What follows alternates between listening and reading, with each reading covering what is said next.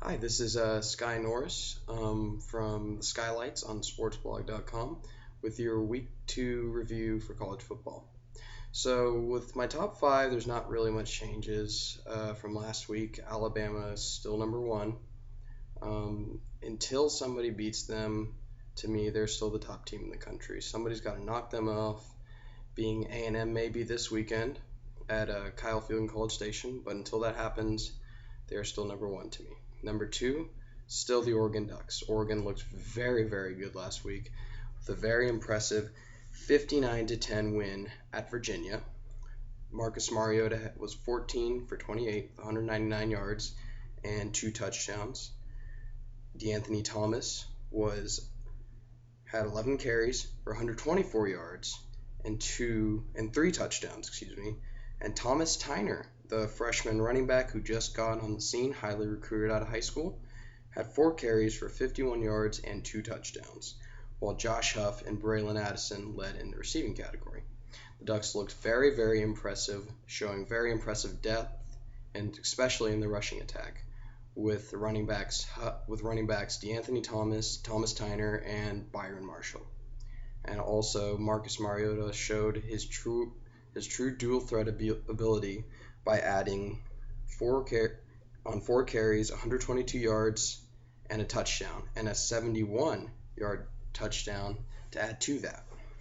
At number 3, I have the Clemson Tigers still very, very impressed by that win against Georgia in week 1. Taj Boyd was 14 of 28, 169 yards, 6 carries, 10 yards, and a touchdown. C.J. Davidson led all rushers with 13 carries, 63 yards. And the Clemson, even more impressive, had 2 interception returns for a touchdown. Again, in a 52-13 win against South Carolina State. Number 4 is one change, the Georgia Bulldogs. They really, really impressed me with a 41-30 win against South Carolina at home, where Aaron Murray had the game of his life. 17 for 23, 309 yards, and 4 touchdowns. Todd Gurley continued his very impressive run with 30 carries for 134 yards and a touchdown.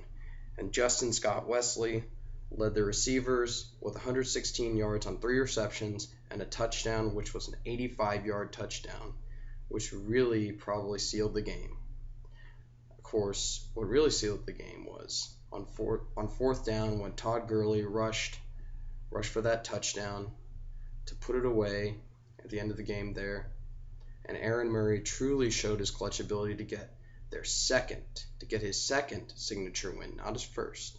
Remember, his first signature win came last season against the Florida Gators, who were number 2 in the country at that time and headed for the national championship had they ran the table. It dramatically changed the national championship race, gave them a chance to get back in the national championship race themselves, and they almost did if they had not lost to Alabama in the SEC title game.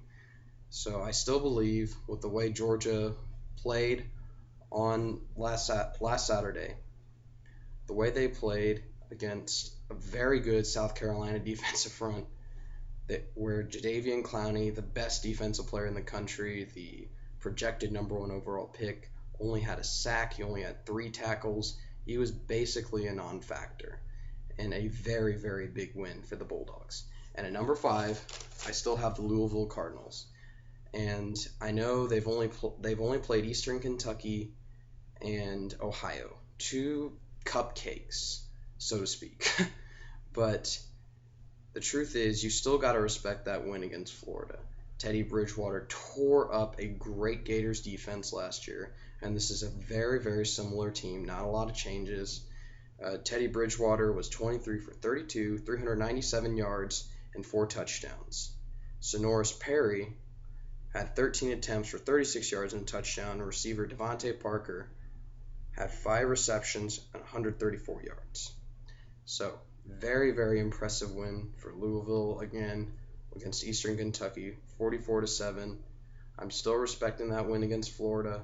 As for some of the teams that are not in my top 5 that might surprise you, Stanford, they looked good in a 34-13 win against San Jose State. But again, it was against San Jose State, and none of these running backs nor receivers have proved themselves against really good competition. We will see that down the road when Stanford takes on Washington, when they take on Oregon especially, and somewhat against USC, who got knocked off in a 10-7 loss against Washington State. Anyway, also Texas A&M. Bottom line, they did have 65 points on Saturday, which was very impressive. Johnny Manziel looked very good. The rushing attack looked good, but they gave up 28 points to Sam Houston State.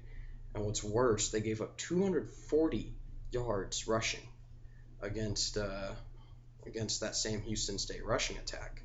And remember, Sam Houston State is an FCS school. And this Saturday, they got the Tide come to town with TJ Yeldon and a very good rushing attack that didn't really live up to its potential in the first game against Virginia Tech, but that could very well change in the second game. But also the good news for A&M is they get 3 starters back. But A&M still not cracking my top 5, even though they were in my preseason top 5. Still not cracking it. And as for Ohio State, well, I'm not going to believe the Buckeyes. Not yet. Not until I see them win against some more impressive competition. I know they won 13-0 last year, but every time in the past several years that I've seen them go to a BCS game against an SEC school, they just get pounded. They get crushed, with the exception of Arkansas. And until then, until I see Braxton Miller and his crew do something impressive against some good teams, not buying it. Not buying it at all. And anyway, some of the things I learned this weekend with Georgia, I was right to be confident about them. They're still, to me, one of the top 5 teams in the country, as I said. This offensive line put a very great performance against a very good defensive front for South Carolina with the best defensive player in the country, Jadeveon Clowney. As I said, he only had 3 total tackles, and he only had 1 sack, which is very incredible considering what he did last season. I mean, everyone remembers that hit against Michigan that really was his signature play from last season.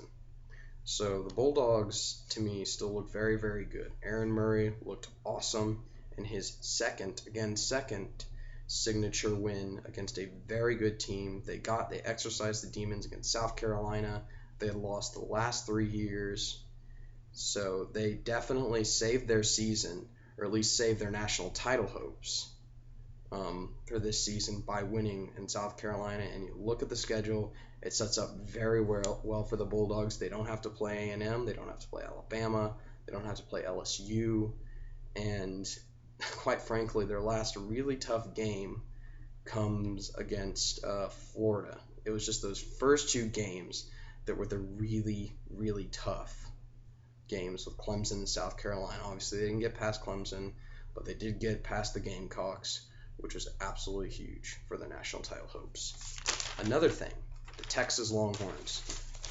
I have always thought the past few years they're usually overrated because they're Texas. Like Ohio State, the media gives them unrealistic favor and not for good reason.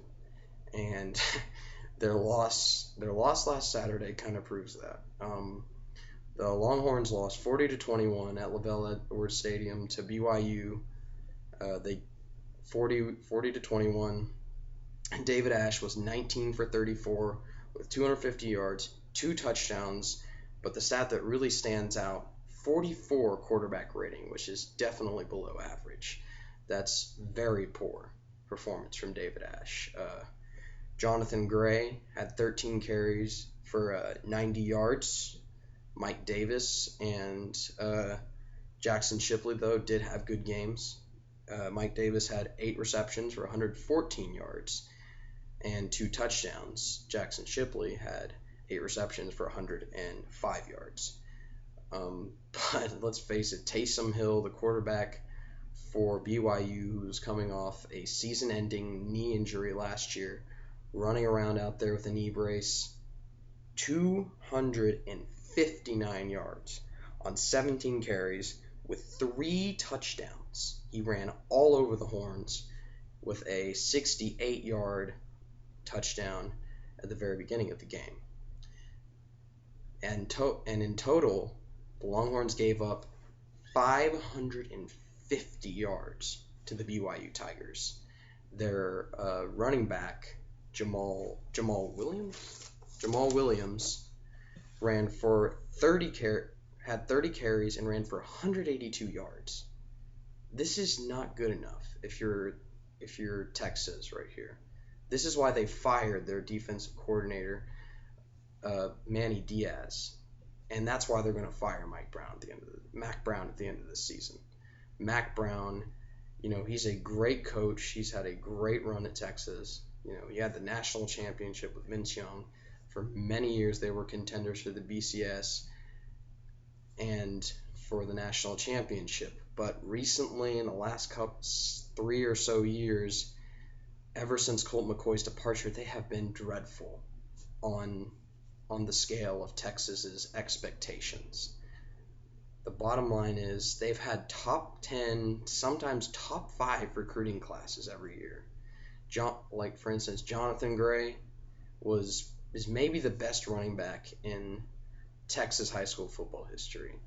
The kid, his senior season, had over 70 touchdowns, and he's just not playing the way they expected him to after 2 years. Malcolm Brown hasn't played the way that anyone's expected him to after 2 years. David Ash hasn't lived up to the expectations. They've had a swath of incredibly talented players come through their program these last few years, and they just haven't been able to live up to the potential, and that's just not going to cut it at Texas. Mac Brown built up such a great reputation and such great support from the alumni and from the administration there at Texas, but I really think this is his last year. I'd be pretty shocked if he gets through this season, unless Texas can put together some shocking run and finish second, or maybe even win the Big 12, but based on their performance on last Saturday, I think that's highly unlikely, unless they can just shore up that defense in a matter of days. I mean, they got Ole Miss coming to town. Should be an interesting game. But it doesn't look too good for the Longhorns this season. I didn't think they were going to be very good this year, and I still stand by that prediction. I think they're the 4th, 5th best team in the Big 12. I don't think they're very good. Anyway, Baylor is no longer, to me, a dark horse in this Big 12 race. They're a favorite. They may be the best team in the Big 12. I'm just going to read you some of these offensive statistics for you. 69.5 points, which is second in the country. 431.5 passing yards per game, third in the country. 305 rushing yards per game, 13th in the country. They scored 70 points against Buffalo. Ohio State had 40, and they only gave up 13, which was less than what Ohio State gave up. Ohio State gave up 20. Bryce Petty has been unbelievable so far. 80% completion percentage, 650 yards, 4 touchdowns, 0 interceptions. Lake Seastrunk, been as good as advertised. 28 carries, 261 yards, 5 touchdowns, 9.3 yards per carry. Tevin Reese, 9 receptions, 227 yards, 2 touchdowns. And Antoine Goodley, their other star receiver, has 9 receptions for 214 yards, 2 touchdowns. So they have 2 200-yard receivers through just 2 games. I don't know about you. Baylor, yeah, they've played some pretty poor competition. But when you're scoring basically 70 points a game through the first 2 games, you got something going on. I'm telling you, the Bears are a very good team. We're going to find out more about them as the season goes on and they, get to playing some tougher competition. But certainly, I think they're maybe the best team in the Big 12. I would still say Oklahoma State's a little better. Um, my original prediction, TCU just hasn't panned out the way I thought it would. Casey Paul Hall's injury is definitely going to set them back. Trayvon Boykin's a good quarterback, but it's not good enough to lead them to the Big 12 title, and clearly that defense needs some work. Devontae Fields coming back was a good thing, but they really need some work. It's really been a disappointing performance for them defensively through the first 3 games. For a defense I thought was going to be the best in the Big 12, one of the best in the country. They had a great defense last year, and they have just been tremendously disappointing so far. Bottom line, the Frogs, they can do better than what they've played. They're 1-2. They lost to Tech last night. It's not looking good for the Frogs this year so far. So we'll see how that pans out.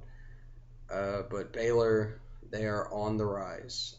They are probably still the second best team behind Oklahoma State.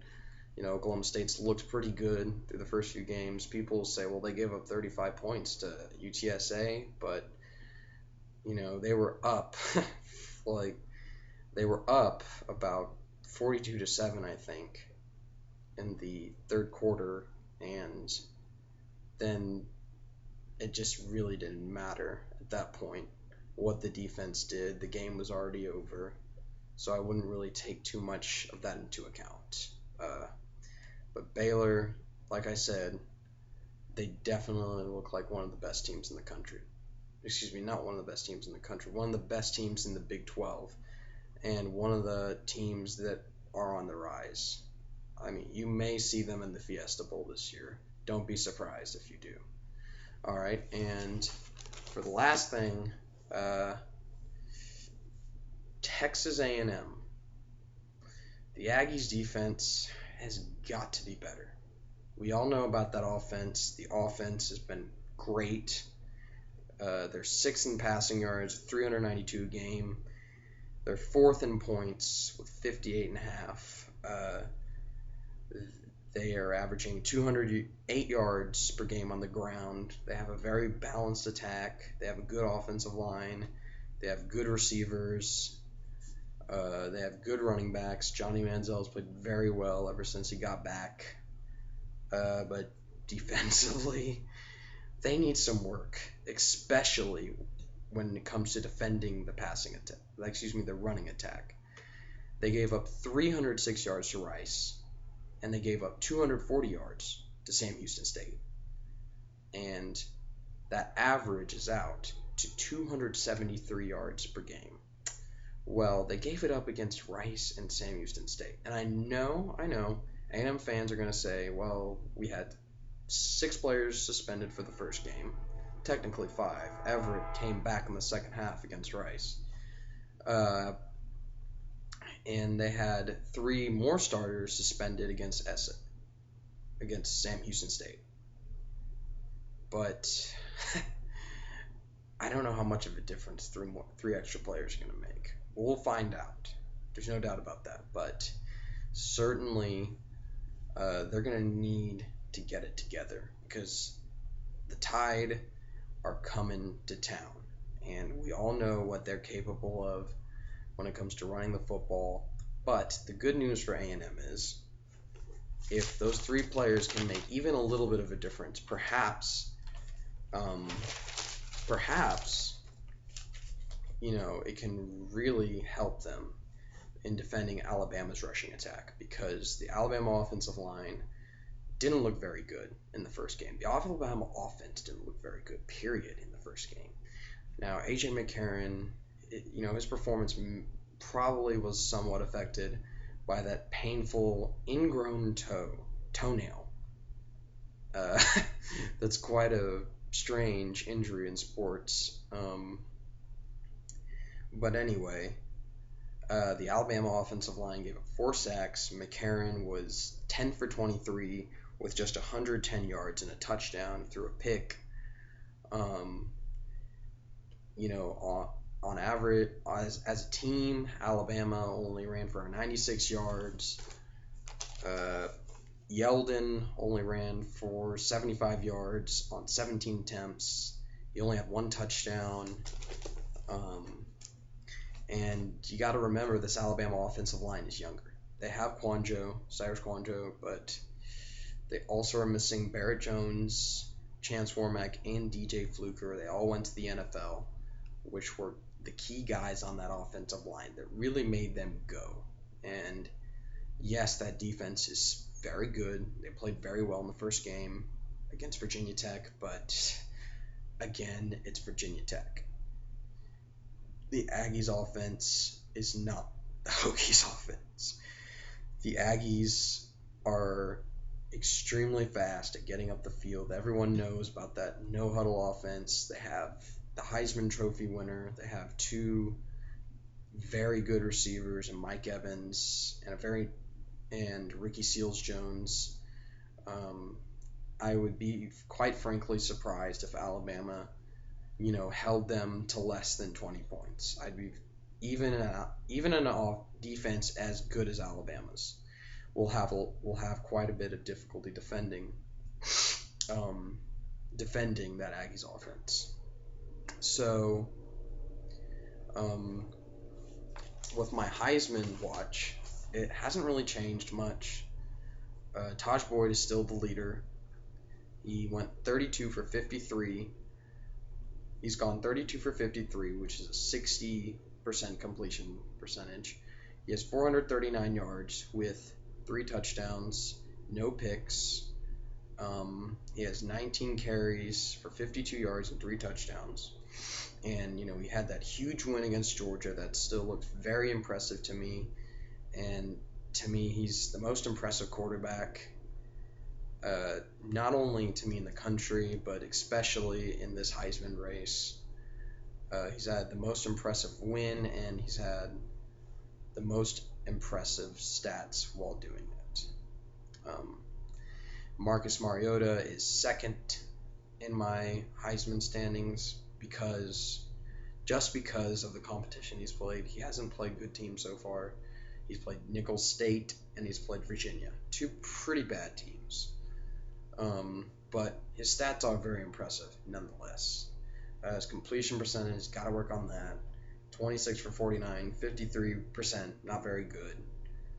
But he has 433 yards, 3 touchdowns, 0 picks, and this is what's most impressive. 9 carries, 235 yards, 26 yards per carry. That's amazing. And 3 touchdowns. So he's truly been the most impressive dual threat quarterback thus far.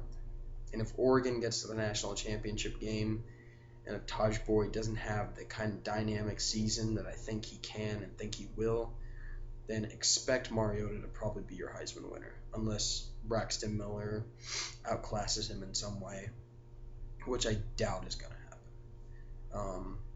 Johnny Manziel is third right now in my Heisman race. Johnny Football, yeah, he's played pretty bad competition too. That's why he's third. 35 for 50, which is 70%. Very good completion percentage. He's had over 500 yards, 6 touchdowns, an interception, 520 yards, 13 carries for 55 yards and a touchdown. So the rushing statistics aren't very high, but you got to remember he only played a half in his first game, and quite frankly, he'll get those numbers up. He is, a dual threat quarterback for a reason. Defenses are going to be playing more to contain him, which if he can continue this impressive pocket passing that he's had through the first 2 games, then, his running will open up. It will. They'll focus. Defenses will be dropping more people back into coverage, and he'll be more dangerous as a runner. So we'll definitely see him produce some more in the running game. So he should definitely be, in the top three come the end of the season. I would be surprised if he's not. Teddy Bridgewater has been fantastic. 46 for 60, 76 completion percentage, basically 77. 752 yards and 9 touchdowns with just 1 interception. Again, though, pretty poor competition he's played so far. Ohio and Eastern Kentucky. It's not going to get him to the top, and he's got to be more involved in the national championship race and in that American Conference. It's going to be difficult for him and the Cardinals to make a case for the title game under the current system. And the way that works, it's just going to be difficult for them to get to the title game. And fifth, and finally, Braxton Miller. I don't think the Buckeyes are as good as everyone thinks they are. I think they're a top 10 team, but they're definitely not a top 5 team, not to me yet. He's 17 for 24 with a 70.8% completion percentage. It's pretty good.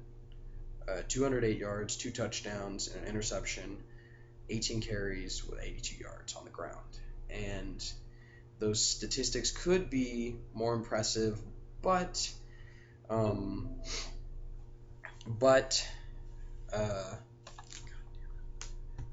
he got taken out in the first quarter.